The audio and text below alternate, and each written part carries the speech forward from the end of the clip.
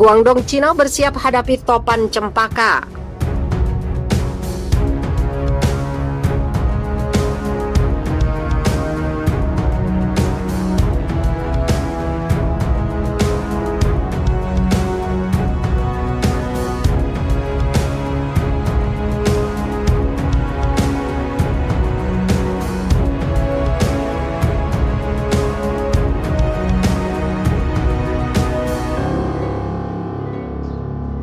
Topan cempaka yang ketujuh tahun ini diperkirakan akan mendarat di pantai Provinsi Guangdong, Tiongkok Selatan pada hari Selasa menurut otoritas cuaca provinsi. Cempaka yang menguat menjadi topan pada Senin pagi perlahan-lahan akan mendekati wilayah pesisir antara muara Sungai Mutiara dan Guangdong Barat dengan intensitas yang meningkat secara bertahap dan membuat pendaratan antara kota Zhuhai dan Maoming antara Selasa siang dan malam. Dilansir dari Xinhuanet pada hari Senin, cempaka diperkirakan menjadi topan pertama yang mendarat di Tiongkok tahun ini menurut Observatorium Meteorologi Guangdong. Dari Senin sampai Kamis, cempaka akan membawa hujan badai dan angin kencang ke timur dan barat Guangdong dan delta Sungai Mutiara dengan curah hujan harian hingga 250 mm, meningkatkan risiko bencana seperti banjir dan tanah longsor. Guangdong telah memanggil kembali kapal penangkap ikan dan meminta pekerja budidaya ikan untuk dievakuasi ke darat dengan Departemen Manajemen Darurat Provinsi dan Markas Pengendalian Banjir Provinsi mengeluarkan tanggapan darurat tingkat 4. Sementara itu, otoritas cuaca mengatakan bahwa topan Infa yang ke-6 tahun ini mendekati daerah pesisir Provinsi Zhejiang di Tiongkok Timur dan Provinsi Fujian yang bertetangga dengan Guangdong menunjukkan kemungkinan topan biner.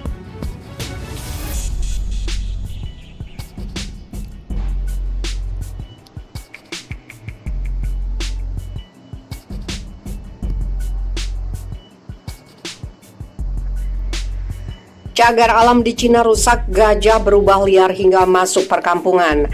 Cagar alam Mengyangzi di Xishuangbanna, Provinsi Yunnan, Cina Selatan telah rusak akibat ulah manusia. Akibat dari kerusakan alam tersebut membuat semua habitat kehilangan tempat tinggal, salah satunya adalah gajah. Sebanyak 14 drone, 100 truk per hari mencoba membuat jalur jalan baru untuk memanfaatkan hasil alam dengan mengambil kayu dan tanah sehingga 15 gajah harus kehilangan rumahnya. Di sisi lain, manusia yang telah mengambil rumah habitat di cagar alam tersebut juga menyiksa para gajah dengan mengambil belalai untuk dijadikan koleksi. Dilansir dari scmp.com, kejadian ini membuat semua satwa yang ada di dalam Taman Nasional di Mengyangzi di Xishuangbanna, Provinsi Yunnan, Cina Selatan habis, tidak tersisa sedikit pun.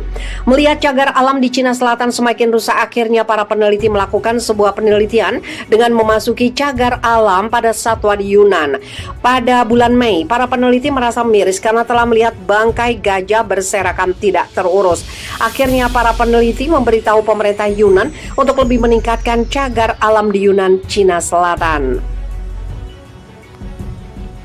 Lebih lanjut, seorang warga telah merekam beberapa ekor gajah masuk area perkampungan di desa Eshan karena gajah-gajah tersebut diduga tidak lagi memiliki tempat tinggal yang aman.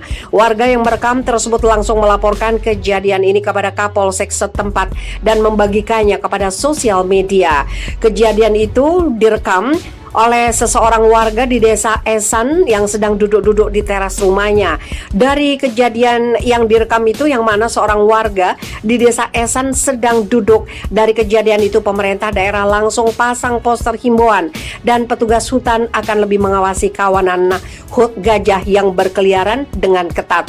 Kita semua tahu saat ini mereka, gajah, telah kehilangan tanah air dan tempat tinggal mereka. Namun kita akan mengupayakan agar mereka mendapatkan hidup dan tempat tinggal yang layak kembali, kata seorang petugas cagar alam.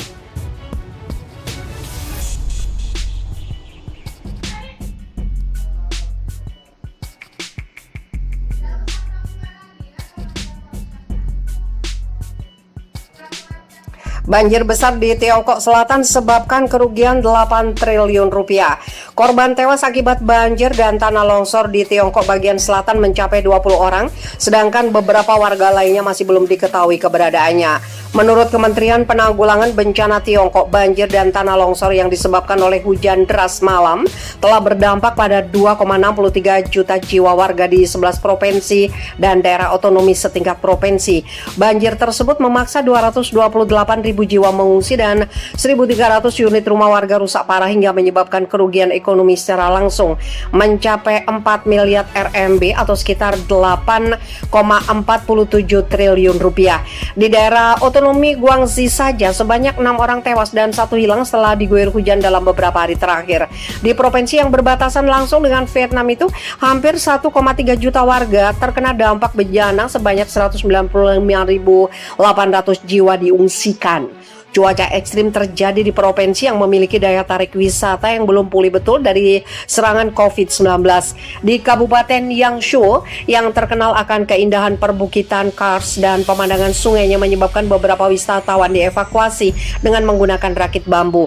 Pemerintah kabupaten setempat melaporkan bahwa 1.000 unit hotel dan penginapan serta 5.000 toko cenderamata tergenang banjir, lebih dari 30 objek wisata rusak.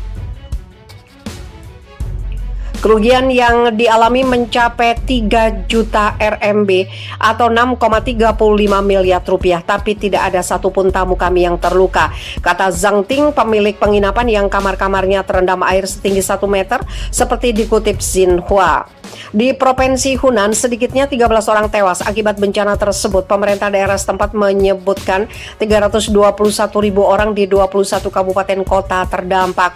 Banjir juga terjadi di Provinsi Guangdong, Provinsi Guizhou, dan Provinsi Jiangxi. Di Guizhou, 8 orang tidak diketahui nasibnya.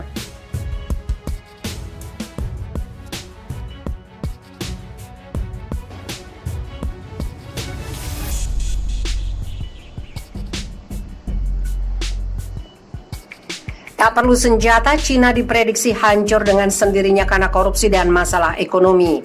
Sebuah lembaga pemikir atau think tank memprediksi Cina akan kalah dengan sendirinya dari negara lain. Salah satu penyebabnya adalah ekonomi yang stagnan sebagaimana diberitakan Intisari. Namun tidak hanya itu saja, berbagai masalah internal dan regional juga turut berpengaruh dalam kekalahan Cina. Padahal saat ini Tiongkok dikenal sebagai salah satu negara dengan pengaruh yang besar baik di bidang ekonomi atau militer. Mereka bahkan siap menghadapi pihak mana saja yang berani melawan jalannya.